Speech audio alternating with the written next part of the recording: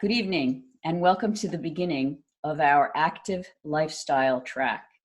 I'm really interested in this track because we spend so much time thinking about how to be more active, how to be more functional when we're active, and we've got three wonderful different speakers talking about different ways to be active over the next 24 hours. Before I bring on our first guest, I just want to kind of welcome those of you who are new. And if you haven't had a chance to check how to engage in our chat, which is a live chat that's going on during this interview, just take a moment to look around your screen and see if you can find the chat function. If you want to, just type in your name, introduce yourself. It'll give you an opportunity to be part of our community. Of course, you don't have to. You can just enjoy the interview. So my guest, Sonja Johansson, she's kind of become known to the Feldenkrais community for creating what I consider to be really sexy videos of Feldenkrais and exercise. And it's not like she's trying to be sexy, it's just that you start to see that when we put together exercise and Feldenkrais in a functional way, it's potent, it's got power to it. And Sonja has kind of dedicated her life to looking at this. She has studied so many different forms of fitness besides being a certified Feldenkrais practitioner. She's done Nordic track, she's done Bones for Life, Sounder Sleep. I mean, the list goes on and on. You can find it on feldenkrais.summit.com. And she has taken this and synthesized it into a way of working that allows us to feel like we're exercising, but with pleasure. So Sonja Johansson, welcome. I'm really glad to see you.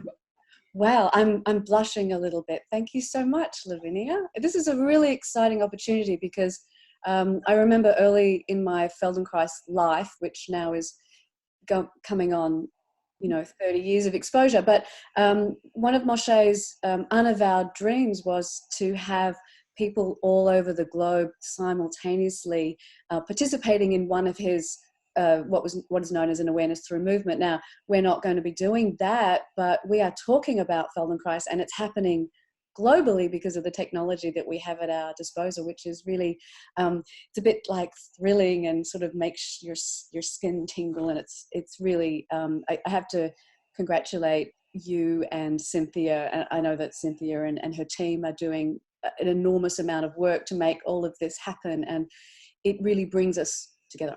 I just want to thank you all. Yeah, it's funny. I just wrote about that exact thing just a few minutes before our interview. So it's kind of interesting to hear you say that. Yeah. So Sonja, I guess the question that comes up for me right away is, at least in the United States and probably in a lot of Western countries, there is kind of an obsession with the idea of exercise as, it's connected to our vanity in the sense of looking good, right? How I look good. And you talk a lot about exercise as being something that's important for feeling good. And in Feldenkrais lessons, we're always talking about feeling good. So why do we need exercise? Well, I think we definitely do need exercise. And I work in all sorts of settings. I have a private practice, but I also walk into a gym maybe 5 times a week where I teach a Feldenkrais class, which is a little bit of an anomaly. But there is a little bit of myth going on in the gym, which is that, you're going to lose weight by going to the gym, which is not exactly true because, you got to change what you do with your hand and your mouth to change that. But it comes down to it because really you've got to reduce your energy intake, or else you're basically just trying to run your fuel tank empty while someone's got the fuel pump in it. But to answer the question, what is the question again? The fuel tank got me distracted. If exercise is only to make us look good, which you just spoke about losing weight and all that, and what's really important in our lives is to feel good, right? Why is Feldenkrais not enough? That's really the beginnings of my question. Yeah, well, I think Feldenkrais is a fantastic underpinning to almost any movement. And we see that because a lot of performers, people who do movement for outcome, and that outcome might be because they're athletes, sports people, or indeed, like as we traditionally think of performers, dancers and actors or musicians.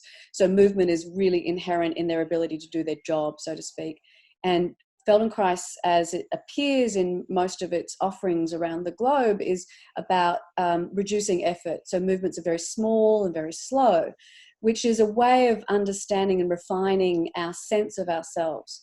But what's happening in a gym kind of fitness environment, so I'm going to really separate out fitness as we see it and performance, because these are the people who are doing movement for a living. And I know you might think of a coach or a personal trainer doing it for a living, but that's a little different.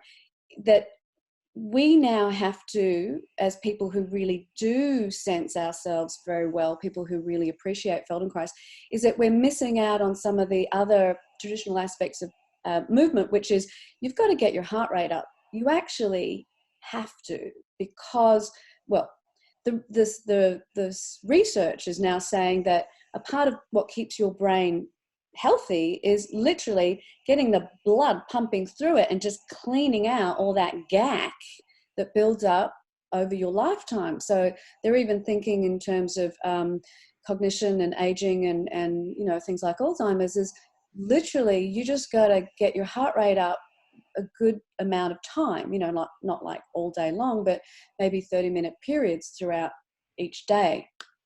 As well as that we're all fighting the same things. We're all fighting time, gravity, which is atrophy and aging. So for each 10 years that passes after the age of like 20 or 30, your muscle mass diminishes, and your metabolism slows down by 8%. So what you could eat and comfortably get away with and keep your body weight at 20 reduces a little bit by 30s, in your 30s and 40s, and so on, so it goes. So, maybe it's about vanity. Do you want to still fit the jeans or your wedding gown that you wore when you were 20 or whatever? But it is a matter of, do you want to stay independent and active as you get older, or are you quite happy to be relegated to a wheelchair? I mean, that sounds a little sensationalized, but how to keep your bones from, your body's very thrifty. So if you don't utilize particular cell or systems, it will take the strength in your bones, for example, and put it back into your bloodstream and send it to another organ.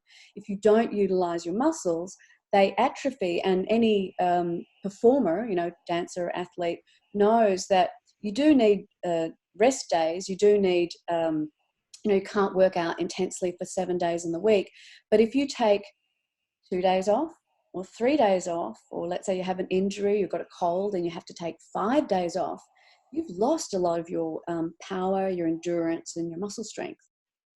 So basically a use it or lose it kind of philosophy in that case. Absolutely, yeah.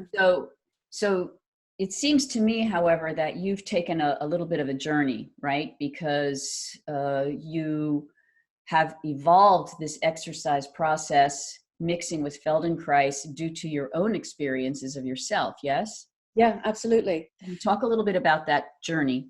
Yeah, so like I said, I've been sort of soaking in the Feldenkrais philosophy for a very long time. And I think with anything that has a lot of information and has a lot of complexity, you've got to go and explore some corners of it, and you sort of get kind of hooked into an idea, and it may be just one arm, like a tree. It's only one branch of that tree. And it was like, do less, be very clear about what you're sensing, make sure you're absolutely comfortable, which I had maybe interpreted at the time of absolutely no effort whatsoever. Which if you say to the average person, they mean, well, you don't engage your muscles. And it was like, okay, well, I'm not going to really exert in any evident way to myself. And I had an injury which maybe started, probably like most chronic injuries, it takes many, many years before, like, the thread of the rope that starts to wear away. And one incident basically set off a chain reaction where, it might have been in a yoga class, might have been a teacher that wanted to just saw that I was flexible and wanted to adjust me just a little bit further and set off the effects, the symptoms of a herniation of a disc in my neck, which affected my arm very, very dramatically. So much so that at maybe 10 years ago, I couldn't raise this arm beyond that without being in an enormous amount of pain. And my job at the time was to be a Feldenkrais practitioner. And maybe we need a behind the scenes, you know, what happens in the day of a Feldenkrais teacher is that you do a lot of lifting. You know, you're not a bricklayer, but you're lifting your Feldenkrais table, which is a bit like a massage table. You're lifting legs, heads, arms. Sometimes you're transitioning folk who can't stand, so you're taking them from their bed to their wheelchair and so on and so on. And I don't know if you can tell, but I'm 5'2" and I'm about 100 pounds. So most people's legs are about half my weight. So this was becoming increasingly difficult. So I realized I had to actually start to get more, I had to get stronger. And I looked deep into the Feldenkrais catalog and I was like, yeah, I'm just doing the beginning of the lessons, which is all the exploration, like peeling away of effort as we do in a lesson is to illuminate our habits. So like when an artist begins a painting, they might prime the canvas, or let's say a chef or your home chef is going to cook a meal for a dinner party. It's a good idea to clean the kitchen first. You don't want all of the breakfast and lunch dishes lying around. So I was doing the reducing of effort, but I was not layering back up all my strength profile. And that's where I realized there's a lot of it in our work. Moshe was a martial artist, and maybe people are aware of that. And he was really about helping people feel safe and strong in their environment. He had a personal story where he couldn't rely on society to look after him. It wasn't like he could just call for a police officer, hey, I'm being attacked. He had to defend himself, to defend his life, you know, to move like his life depended on it. And that's kind of, maybe sometimes we forget that. I agree. I remember, I'm going to completely misquote it, I'm sure, but there was a quote of Feldenkrais in something that I read where he talked about us needing to develop a different kind of strength. And I want to address that because he spoke about in that what use is it to have huge muscles and basically, you know, abs of steel, and you can't do anything with it. You can't, you know, it doesn't help you in the functioning of your life. Mm-hmm. And so one of the things that I know you speak a lot about is what we call functional exercise. You know, is it just, again, we go back to this vanity thing. It's great if you look good, you have a flat stomach, but you can't bend or you can't turn. So how do we develop something that sort of satisfies contemporary society's idea of beauty and fitness, but also be functional? Well, just as a personal testimony is that, like I say, I'm quite short. So me too. I'm quite short. And although I think I'm quite tall, which is a bit of a, you know, body dysmorphia and possibly the reverse of what most people have. But I was asked by one of my clients recently, so, you know, what are your hobbies? And maybe he was suggesting, because I'd been on a trip, you know, was it traveling? And it was like, well, you know, I'm pretty committed to Feldenkrais and all of the associated fields that incorporate that. So psychology, neuroscience, and anatomy and kinesiology, not just the study of the still body, but the body in movement. And there's the biotensegrity that's becoming quite interesting in terms of our work. But then I sort of scratched my head and I paused for quite a long time and I said, I think my only other hobby is food. You know, I'm quite passionate about eating, which when you're 5'2", you have to be really judicious about how much you eat, maybe, and what you eat. And then, so I think about food and I think about movement in a very similar way. And that your approach to it can be quite functional, like people who are concerned about how they look are denying themselves a lot of their the nutrients they need. So in a funny way, when I started to get more active, more dynamic, when I challenged myself, my body shape changed a lot. So I used to have to be quite careful not to eat too much of this and that. And now I eat an enormous amount of fat, good fats. I eat a huge amount of fruit, vegetables. I actually steer away from food because fruit, for me, sugar is my trigger. But it's that dynamic range of what you put in your mouth, and also how you savor what you eat too. So there's a kind of parallel between paying attention to when you're eating and then feeling satisfied, and in a similar way, move in a way that satisfies your needs. So maybe I could talk to you this kind of parallel I have between food and movement. Is that a good thing to start? Sure. I mean, this is your interview. Go Okay. for it. Yeah. So the more I thought about it, because I would write these scratch notes. I have this file on my phone where when thoughts come to me, often at 3 o'clock in the morning, it's like, oh, I've got to write that down. That was brilliant, but maybe by 8 o'clock in the morning, it may not seem so brilliant. But I realized there's a lot of parallel between feeding your body literally via your mouth hole and the input you get from the entirety, which is, obviously, if you're interested in keeping the kind of body weight, not too much and not too little, like don't starve yourself, your body goes into starvation mode. And the same goes with movement. So if you've been a couch potato for a very long time and you suddenly decide that I'm going to train for marathon, your body is going to rebel in a big way. And this idea of taking on an intense workout, we don't recognize is that you've got to adjust in increments. And also that eating is about, there was that trend, there was like the cabbage diet. You're old enough to remember those, and I am, or the apple diet. I don't know about you, but the feeling of my guts just thinking about only eating apples, I love apples. So the same thing goes with your movement. Are you doing a variety of things? I hear people say, oh yeah, I love spin. I'm indoor cycling. That's my thing. And that's all they do. And they actually exhibit that in their posture. And they also, to find the best workout out there. And that is, there's a lot out there and you don't have to spend a lot of money. In fact, maybe that, I don't know how much a Peloton bike is, but maybe spending that money is not a good idea because it's movement that's happening on a lower body is moving, upper body is still, you're leaning forward. So just those sorts of examples is, the ingredients that you put into your dishes, think about the ingredients you put into your workout.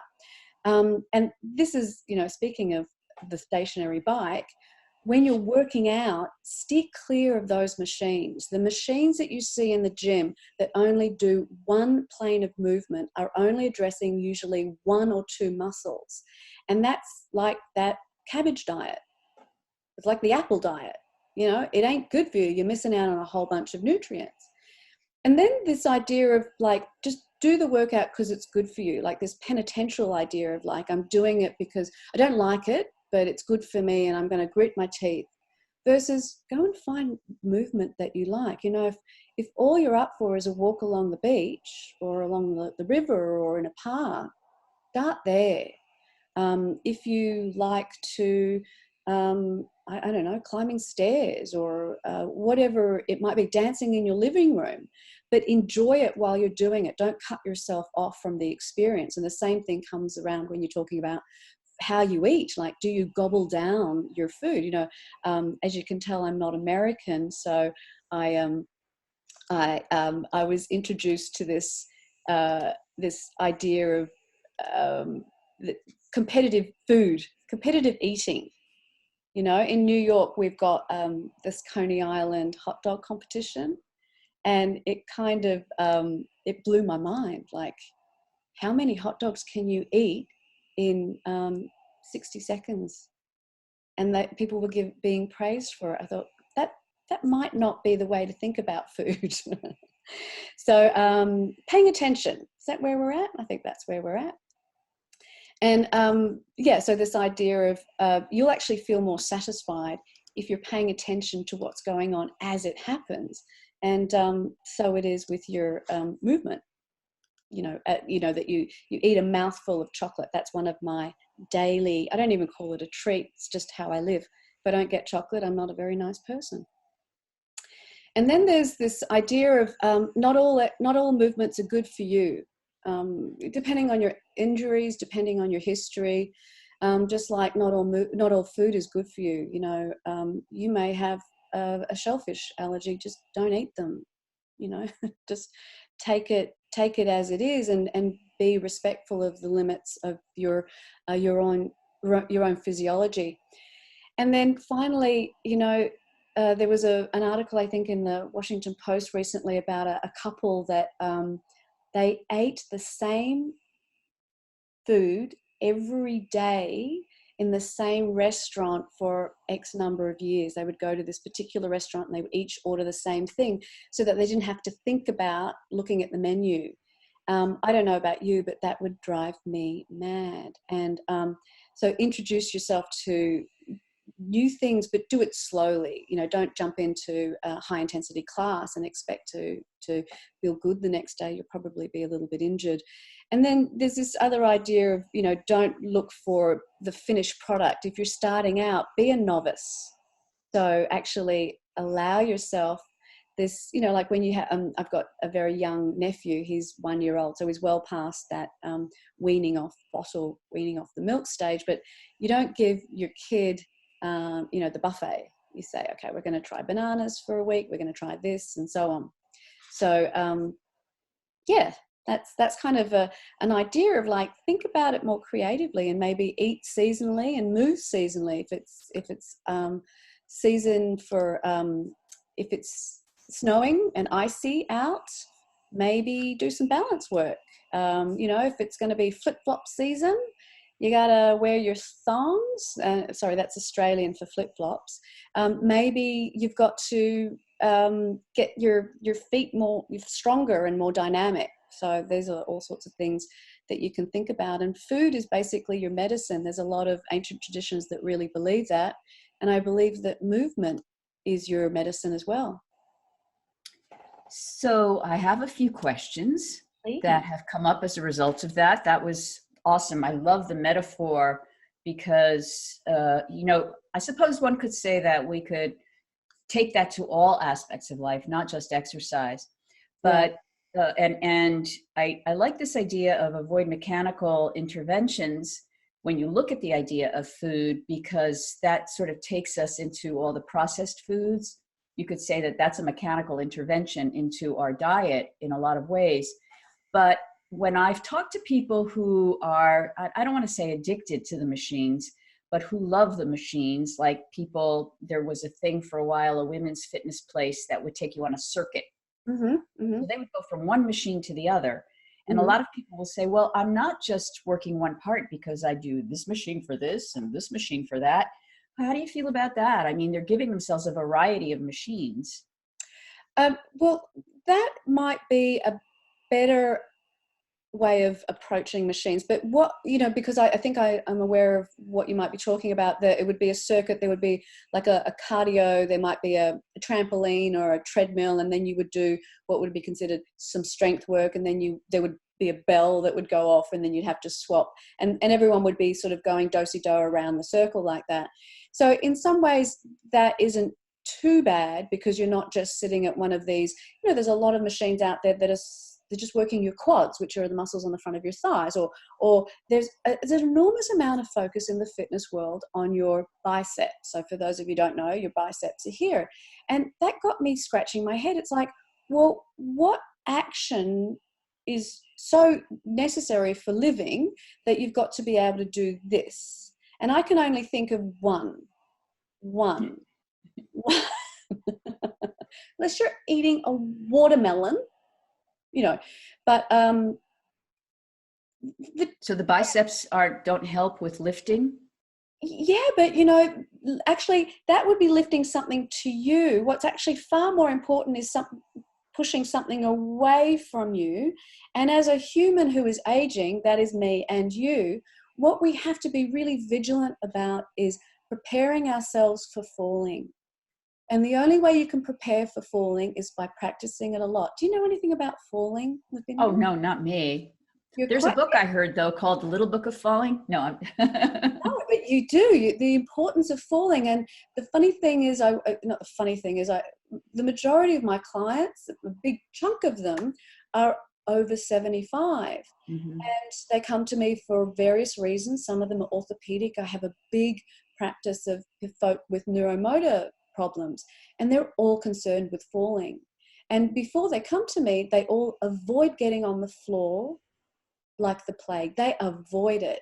Now, that is the worst thing you can do. And one of the practices that I took up almost begrudgingly was a martial art where you spend a good amount of your class time, your 2-hour class, it's not an hour class, falling in lots of different ways. Because in a martial arts class, you're fighting, and the form I do, it's called Systema. It's a very free form. Everything is on. I mean, apart from scratching and biting, there is no form that you have to keep to. It's just punching and kicking and grappling and whatever. And you're going to go down again and again and again. You've got to have 100 ways. You've got to have 101 ways. So what those circuits and what most gym workouts don't have is get down, get up, get down and get up. And there's that quite well known, depending on what circles you surround yourself with, that this longevity study that came about from Canada, and I think it had something to do with the Heart Institute, and they could predict the mortality, morbidity, yeah. The morbidity study, yeah. Study. And it was interesting because it wasn't like we're going to take their blood pressure or look at their body weight, fat ratio. It wasn't any of that. Do you have diabetes? Have you had a concussion? It wasn't any of those stats. It was asking someone to descend to the ground and get up again, and looking at how many places they had to touch the floor and using that as a counter. And the more places you had to touch the floor, or maybe a chair, or ask someone for help, that predicted how long you were going to live. Right. That was a very powerful study, and something that certainly the Feldenkrais method can be really helpful for people in that aspect, bringing us back to Moshe Feldenkrais as a martial artist, as a judo expert, and all of the lessons that he put together, for rolling, for standing on your head, for getting up and sitting down. And these are not the go really slow. I mean, you go slow, but in the end, what you're doing is you're back into this idea of functional exercise. I want to come back to your little presentation that you talked about, because one of the other things that you said was don't rush, go slow. Mm-hmm. And how do I reconcile that with, I need to get cardio and my heart pumping and my blood going? Yeah. So look, if you do decide that you're going to add cardio, let's say you don't currently, and this also brings around the idea of that with cardio, there's a quickness, and for most people, they're not paying attention to themselves when they're still. So if you ask them to pay attention to themselves when they're moving, you're out of luck. They just don't have the skill set. So what's really quite important in making any movement safe. So you can say, oh, let's do a functional workout, but what's actually far more important is that it's safe, which is you're not going to injure yourself, which at first might be what we were talking about a moment ago, is that you're not going to fall. And then safe actually has a very personal, and that comes back to like my injury, my past injury, is that you don't hurt yourself. And for many people, they've taken that no pain, no gain to heart. And they think that that's something that's come from the movement world, the motor learning world, and it hasn't. It's come from some cockamamie, I don't know what world. Because if you talk to an athlete, someone whose livelihood depends on the function, how they move, they are not going to move into pain. And actually, any athlete knows that you don't go from 0 to 60, and that literally means you don't go from your slowest to your quickest in the shortest amount of time. You don't go from couch potato to high-end athlete. You don't even go from, 220 to the 440. You do it in such tiny increments. And as a lay person, you see, look at Instagram and look at social media. There are people doing incredible things. They didn't wake up one morning and decide, I'm going to put my foot on my head or I'm going to scale the side of a mountain. They've been doing that for decades. If they want to keep doing it for more decades, they know that that's how they do it, incrementally. And then the question is, how do I know that the sensation I'm having is a good sensation? And if you don't mind, I like to actually, I think this is kind of important, and I have to do a shout out. I have to do a shout out to a lot of people who have inspired me and actually given me the words and the language. And one of them is actually on the summit. So I hope you got the opportunity, those of you who are now watching toward the end of the summit, to listen into Todd Hargrove's. He wrote an incredible book. I mean, it's so simple, elegant, but so deep. If you have the chance, go to Amazon or go to his website. A Guide to Better Movement is just fabulous. And then there's another person who I met at a Feldenkrais conference, Brian Beattie, who's a physical therapist. And this idea was also so simple and so elegant, and it helps people to recognize the difference between sensation. And I was talking earlier is that I was being so hyper vigilant about having no negative sensation, no kind of discomfort, that I was becoming far too delicate. And this is quite beautiful. So I've got 3 bodies, and you can see the traffic lights. Is that coming up okay? And yes, what you described to me is, so to make sure, because you look, inevitably there's going to be some level of discomfort when you work out. And this is how to recognize whether it's safe, and that's where the analogy of the the green light, the amber or orange light, and the red light come up. So, for example, let's talk about the knee, because the knees, unfortunately, were, they're an evolutionary throwback. They haven't really caught up with the way the human body has changed and adapted for the needs that we're doing. And that's a really functional idea. In many ways, the knee is a hinge joint, and we have to respect that. So let's talk about movement of the knee and around the knee. So he was saying, if you can see the green arrow, and he's saying, if you feel discomfort in the muscle, so the muscles that would move the knee into extension or straightening the leg are the quads here. And if you feel discomfort in the muscle, it's a green light. Keep going. Now, as you move along, you can see that I've gone to a different color.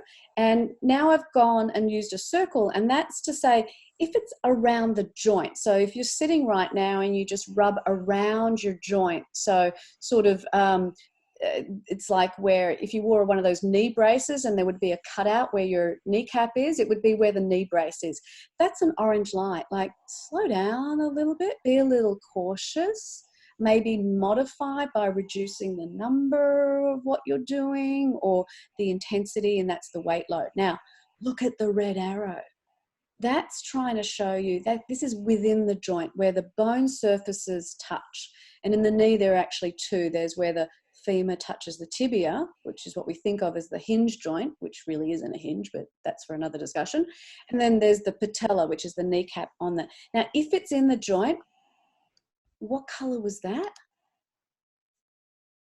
Red. Stop. If it's in your joints, stop. That is not going to help you. So have you heard that before? Maybe, but not with the beautiful illustration of the traffic lights. I think that's really cool. Yeah, because it's like, you know what a traffic light is there to tell you. It's like, damn well, stop. Don't roll through the stop sign. Please just stop. And this gets a little bit tricky, like knees, elbows, what else? Ankles. But what about Hips. hips? Right. Shoulder joints, kind of. But what happens when you go down the central line of the body? How many joints are there? Well, I like to say to my clients, you know, how many vertebra, how many hours are in the day? 24. You never forget that. There are 25 movable joints. Can you tell whether you're in this is a joint sensation or a muscle sensation? That's where you have to really get thoughtful about stuff.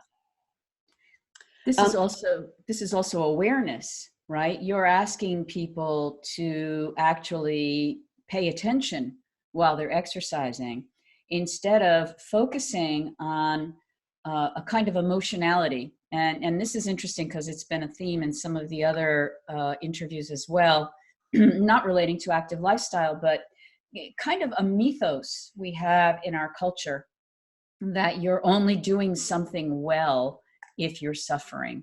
Yeah. And you know, and finding the relationship between intensity and tension, between, you know, working in a way that tones you and beating yourself up. How do you learn to pay attention in that way? Even the example that you just gave, I'm sure that there are people who are like, really, there's that many different ways to pay attention to my knee? Well, how the heck am I supposed to pay attention to my knee, my ankle, my hip, my neck, and everything while I'm pressing 50 pounds or lifting kettlebells? Well, I've got another guideline. If Good. I've just learned how to use Keynote, can you tell? So again, starting out slow, like any new skill, you know, you're not proficient in a language when you learn to conjugate one verb. So sorry, I'm having a little technical snafu as I'm enjoying the new technology and all that it affords. So I'm just going to ask, are we getting a screen up here? Yeah, okay.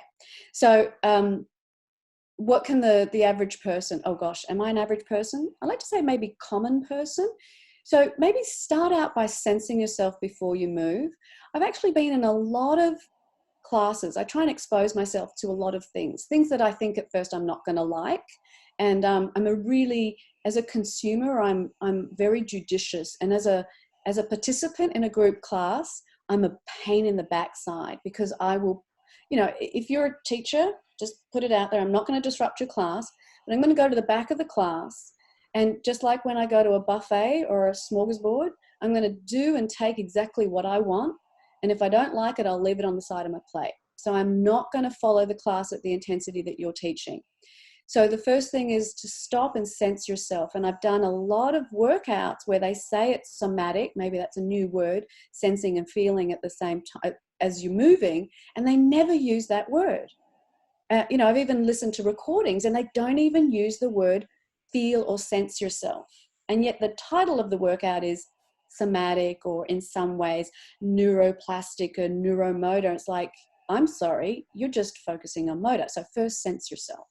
And in a strange way, there's a lot of core work out there. That's the C word I don't speak of, but that they're asking you to make yourself rigid before you allow yourself to move. So I teach Pilates. I teach a kind of somatic Pilates, and I do understand the relevance of keeping your trunk, your central line from your head to your tail, rather immobilized for certain things to strengthen it. But you've got to move it so you know what it is, and then you can stabilize it.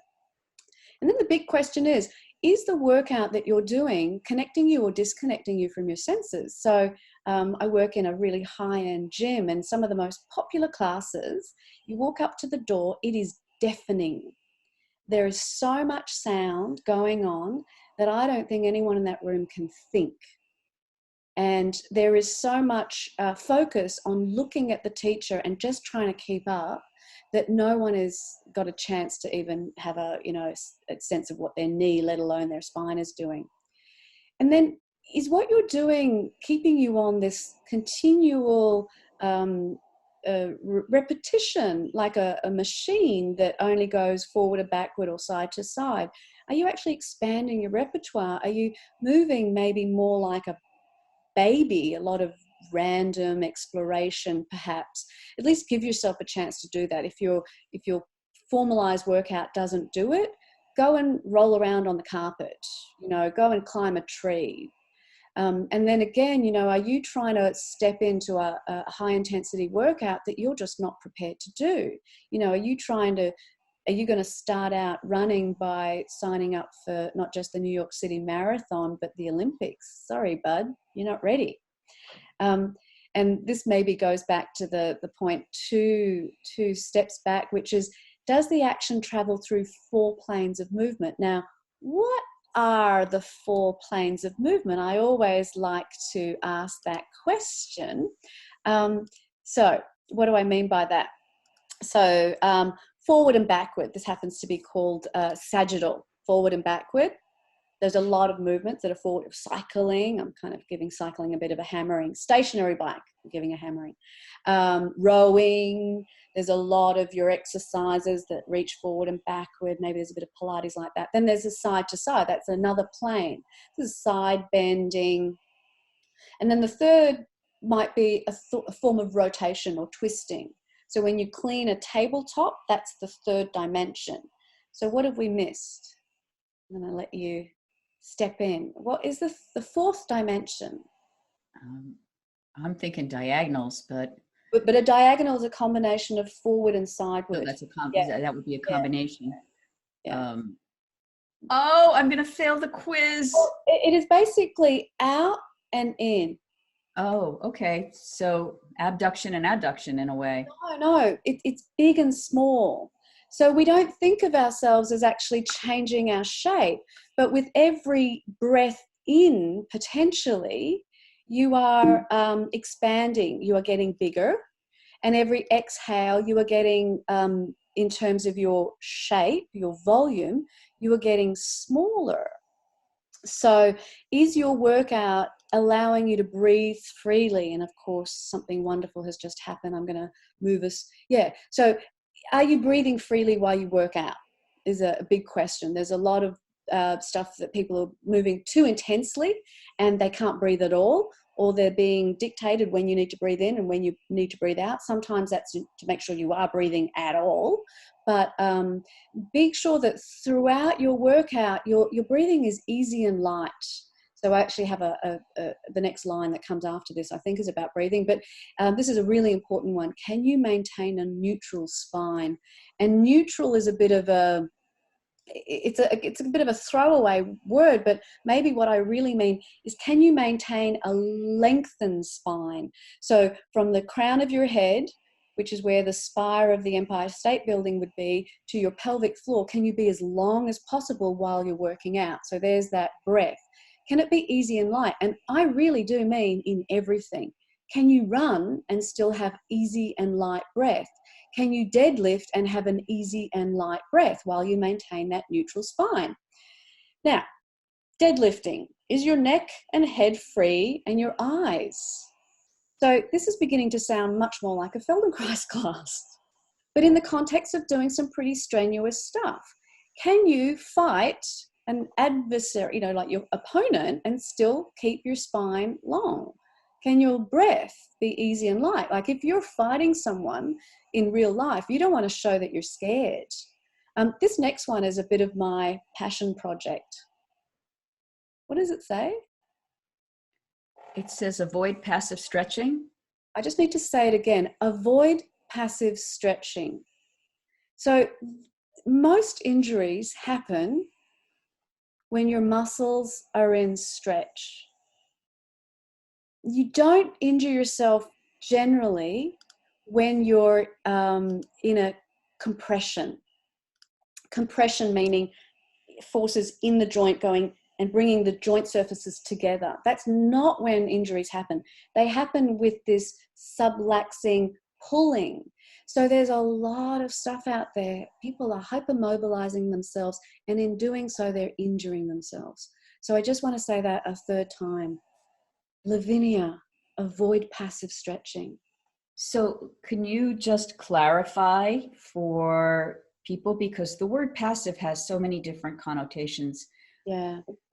Is a passive stretch the kind of thing that people do when they're just not thinking, where they just kind of go, oh, I just need to stretch here and stretch there? Or is passive stretching like in a yoga class where you're bending forward and they're having you breathe and go a little lower and just relax? What do you mean by passive? Yeah, so in that last example, it's passive because you're letting the weight of your body fall into gravity. So you're going to have to give me a heads up if you can see me. I'm going to give you an example of a hamstring stretch that many people are familiar with. So like I mentioned, a lot of my clients are older. I tell them emphatically, after 45, stop doing a forward roll. You know, when you let your head hang forward, stop doing that. Your discs are not going to be ready for it. Probably, you know, if you're a woman after maybe perimenopause, after menopause, you've got to be aware of your bone health.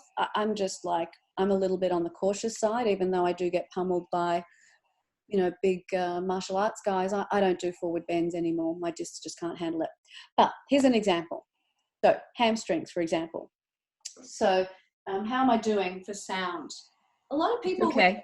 put their leg up on a bar or a chair, and then they'll lean forward. That's a passive stretch for the back of your leg. Now, what that means is that muscle, which attaches somewhere in your tush, where your sit bone is, and the back of your lower leg, is being pulled. I don't have an elastic with me, but it's being pulled passively. Now, what is a much better stretch, and this goes for all muscles, is when the antagonist, that just means the muscle on the other side of the joint, is active, because your muscles are not, they're innovated into your brain, and they work in synergies. And synergies is just a way of saying that, they work in analogous, this sort of yin-yang, oppositional forces. So what's opposite my hamstring are the muscles on the front of my thigh. So if I want to stretch the back of my thigh, what I would be well doing is engaging the muscles on the front of my thigh. So if I want to let them, they get the message to let go, because my nervous system knows that when the muscle on the opposing side engages, it needs to release. And this is a big idea in the Feldenkrais method, which is letting go is the hardest part. We say, you know, thank you, Todd Hargroves, for introducing me and other people, that inhibition is a much more difficult skill than activation. Stopping your muscles from engaging when they are not needed is far more difficult than just engaging a bunch of muscles. Now, I have a few clients who have a heightened example of that. They have spasticity. And that's a really extreme example of not being able to let go volitionally. Doesn't matter what they want to do with their leg or their arm. If there's spasticity, there's engagement and they're not letting go. But for us common folk, which is what I like to call us, we're doing it all the time. It's not that we're not flexible. It's just that the opposing muscle doesn't know how to let go. And if you've been passively stretching, you're encouraging that holding on for safety.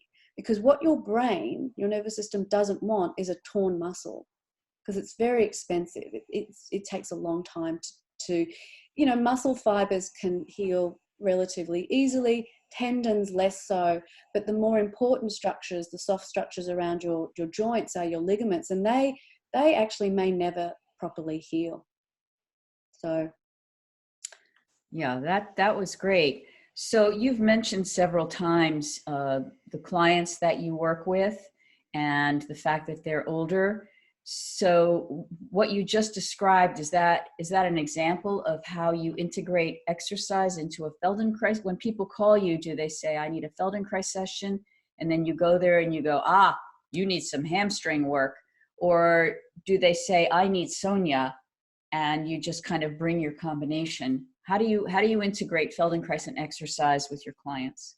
well, I would actually say I am first and foremost a Feldenkrais practitioner. I started to teach Pilates a little while back, and people who are familiar with Pilates routine, they would literally just run their routine in their head. And when I would start to ask them to pay attention, to mobilize their pelvis separate from their legs and so on, they would blow their mind. They're like, this is not Pilates. But so I'm always coming from this Feldenkrais, and then idea of reducing effort, distributing forces through the body, being very skeletal in the way I approach my clients and the way they might think of themselves. Because although there's 206 bones in a human body, there's over 600 muscles.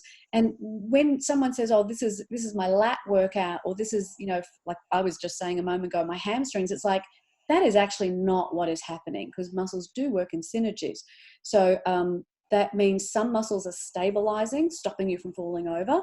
Some muscles are mobilizing, like the muscles that were picking up my leg more than just my quads. And then some muscles were doing the fine tuning of arranging my leg in space in the direction I wanted it. So to even talk about muscles is kind of ridiculous. It's moot. But what I always do is, most people, even if they are coming to me for exercise first, there's a certain amount of recuperation, there's a certain amount of healing or undoing that needs to happen, and a certain amount of letting go. So that's where Feldenkrais is actually one of the most powerful tools, and actually getting them to be able to sense themselves both in stillness and movement, and to integrate their senses, to become very aware of what their eyes are doing. And I've found that eye work is immensely powerful. It's helped me get through and overcome some of my, when you move well enough, you kind of reach a plateau, and it's like, this has pushed me through some of the eye work that I'm doing. And then there's this kind of maintain yourself, like how do you keep doing the things you do? And then there's a kind of, if you want to go to the next level, let's say you want to start to do rock climbing, or you want to get back to gardening, or at wherever you are, how to go the next step. And it's always through a Feldenkrais lens. So you might find that I'm working with someone and it looks very much like Feldenkrais. It's on the table and they're lying there, but I always contextualize it by watching them in activities of daily life, which are the functional movements, and what's more functional than walking. And actually, I just wanted to say, I wanted to clarify something, because you mentioned that I do Nordic track, but actually it's Nordic walking. And that was one of the ways that I managed to get I said Nordic track. Oh my gosh. Thank you for correcting me. One of the ways that I've managed to get cardio into my life. And Nordic walking is this rather incredible, it's like walking on all fours, because you've got these poles that are supporting you. And this is one of the classes I teach in Central Park. So talk about senses. You've got the trees and the blossoms, and right next to you is the reservoir. I mean, maybe you come from a gorgeous part of the country, Lavinia, but New York City, there's not a lot of nature. And my classes are always on, can you see that we're on a gravel track there? Because in modern life, all of our surfaces, the floors in our homes and shopping malls and sidewalks are all flat. And that takes away a lot of the opportunity of this adaptability that our feet and ankles and hips and spine, they're just losing, which is why as we age, we're becoming much more precarious on our feet. So very much making sure people have that opportunity to really deep dive into what it's like to be tabula rasa, what's like to have nothing extraneous going on. So when I ask people to come and lie on the table, many people are really not at rest. They actually don't know what it's like to be fully disengaged from muscle activity, and then to layer it back on in a very constructive way. And walking is incredibly difficult. It's a very complex, not only is it difficult and complex in that arms and legs, and you've got to balance your head and your eyes have to be looking in the direction you're going so you don't walk into someone or they don't walk into you. But walking in many ways is an activity that is no longer, for most adults, it doesn't reside in the cortical brain anymore. It's actually partially in the spinal cord. And that means it's no longer available for conscious rearranging. I like to say it's like when a race car driver is speeding around the track and he hears something going wrong in the engine, he doesn't just reach around and flip the hood or the bonnet, if you come from where I am, and start tinkering with the engine while he's driving. It's not possible to change the way you walk while you're walking. And that's where Feldenkrais is pretty remarkable, because a lot of our lessons, yes, they're about transitioning from different levels, but a lot of them about the components that go to make up walking. Walking is not just bending at your hip joint, picking up your foot and slamming it down. Because if you walk like that, you have a neuromotor condition. You have a problem, or you're about to have a problem. So that's where I think, Feldenkrais is actually very complex. And I think that in some ways, and we were talking about this earlier, when I meet someone at a party or socially and they ask, because everyone says, well, what do you do? It's not like, it depends on what circles. Who are you wearing? What do you do? I'm a Feldenkrais practitioner. If I'm lucky enough, they'll go, oh, I've heard of that. And then I say, oh, have you done any? And if I'm lucky enough, they might say, yeah. And then I always say, what do you think? What was it like? And they're either someone who has continued because they see what I see and the great, vast potential in Feldenkrais to address almost any condition. And I'm not just talking about physical, but inevitably they'll say, yeah, it was pretty subtle. And that's it. And we were saying, I think what they're really saying, they're just being polite. And they just said, I don't get it. And that's where, us Feldenkrais practitioners, we've been given something pretty remarkable, or we at least see something pretty remarkable. We've got to make it accessible. And thank you for your introduction. And yeah, in my videos, and I don't know if I can show you a video, is that I would love it if you did. Yeah, I wanted people to see it before we close. It's very difficult to give you a sense of the taste. Like last night, I went to one of my favorite restaurants, and it's Laotian. And actually, it's the Laos New Year. And the owner's mother is a part of a big vat, a big Buddhist temple. And she goes to the Buddhists and she takes these blessings, and she blessed us. So the food there is very unique. It's Laotian from Laos. And then how do I describe that to someone who's never eaten Southeast Asian food? And the answer is, I can't give you that flavor. So how do I express to you the sensation of Feldenkrais? And that's what I've been trying to do in my video. So I really appreciate.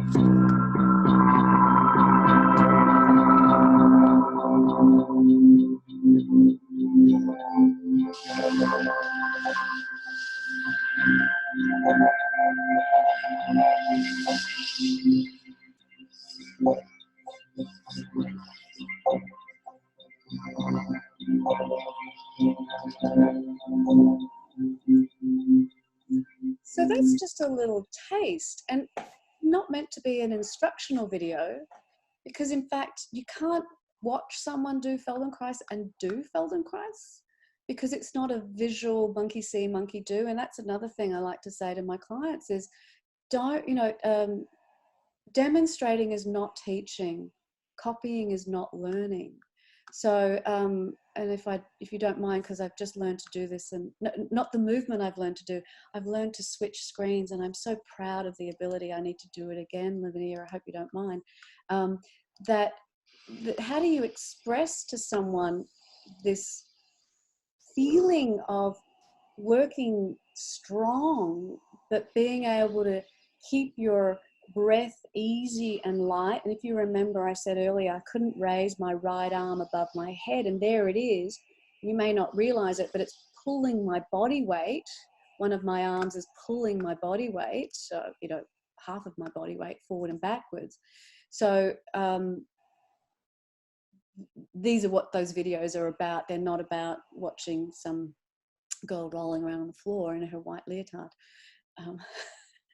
Well, but that helps people watch it, right? And when you watch someone, our mirror neurons want to come in and say, oh yes, I would like to be able to move like that in a white leotard. No, I'm kidding. but just to feel as I watch, it's like, okay, that's something that I would like for myself. And that connects up with, of course, in every Feldenkrais lesson, we begin by saying, what would you like? What would you like for yourself? What would you like for this lesson? What would you like for your life? And then we apply our functional movement to that. So before we close, Sonja, I know that you have been developing a course that maybe you want to talk a little bit about it before we sign off. Yeah, I would love that. So along with my newfound technical skills of being able to use Zoom, welcome to Zoom, everyone. I've taught myself how to edit, and I have an enormous amount of they're instructional, non-instructional videos. And if you go to my website, you can sign up for a newsletter, and you'll receive one of these lessons, one of these video lessons. And there's my website. I hope it's coming up now. Oh, there it is. My website is Sonja Johansson, Johansson like Scarlett Johansson. And what you'll receive is a newsletter with a link, or maybe even embedded. And then right, and your website, Sonja's website, is also on her profile page on feldenkrais.com. So you don't have to worry about knowing how to spell it. You can just go to the profile page on feldenkrais.com, and you'll get all that information. And then you can go to the website and sign up for the newsletter. Sorry, I just wanted to make that clear. Yeah, and an online teaching platform where you can actually download some of those lessons if you sign up. So that's there's both the free offering of the newsletter, and then if you get interested, you might not have the time, or maybe you're not in the location where you can come to one of my classes. So I think these wonderful kind of technologies where people can actually explore in great depth and take care of themselves. I mean, what you gain in participating, you don't get the hands-on, and I think that's where Feldenkrais is very different. The touch, I mean, there are only few other practices that have the delicacy and the information. I don't know if you've come across them. I've only experienced the hands of perhaps a craniosacral practitioner, or maybe a visceral manipulator, this very gentle but instructional touch, maybe Alexander technique as well. But we have a global approach, which means it's not just your head and neck that we might be moving and giving you a sense of, but your entire self, which I think is also very sensual. And it's interesting that I've been steering away from the word sexy, but I think that you are your sensual self. You know, your body is a playground. Enjoy it, every part of it. You know, don't get in someone else's face about it, you know, but in the privacy of your own space, in a setting that is appropriate, get into it. The only one. Well, thank you. What a great way to end a Feldenkrais interview, that we remember that it is ultimately a sensory and or sensual experience. So everyone that has been listening, of course, this video will be up and available in a couple of hours, and it will be available for replay for about 48 hours. So if you want to take in all this information again while you're trying to watch all the other interviews, you know, feel free. Otherwise, you can always buy the All Access Pass, which, as you know, you'll get a discount if you buy it during the course of the summit. And Sonja, thank you so much. It's been an absolute pleasure. It's been wonderful watching you evolve this process over the years, and congratulations on your newfound technical skills. Thank you. And everyone else, make sure that you stay tuned to, speaking of awareness through movement, there'll be another wonderful awareness through movement lesson at 8:30. So enjoy yourselves, and good luck, Sonja. Thanks so much. Thank you. Bye.